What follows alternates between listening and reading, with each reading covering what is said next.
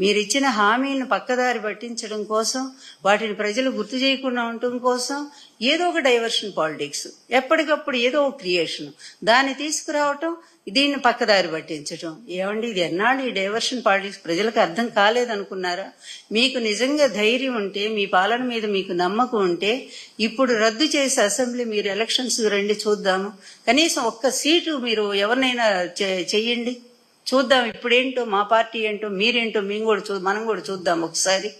జగన్ గారి కెపాసిటీ ఏంటో, ప్రజల యొక్క అభిమానం ఏంటో ఒక్కసారి చూద్దురుగోని అలా ప్రజాభిమానాన్ని సంపాదించుకోవాలి. కానీ ఇదేంటండి, 1,50,000 కోట్లు 8 నెలల్లో మీరు వచ్చిన తర్వాత సాధించిన సంపద ఏంటంటే, ఈ రాష్ట్ర సంపదను అబ్బో చాలా గొప్పగా నేను పెంచుతాను, అందువలన అప్పులున్నా పర్వాలేదు, సంపద పెంచి ప్రజలకు నేను ఇచ్చిన హామీలు నెరవేరుస్తానన్నారు కదా.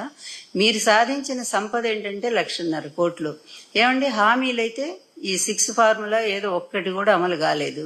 మరి ఈ డబ్బంతా ఎటుపోయిందండి బాబు గారు? మీ సొంత ఖజానాకు పోయిందా?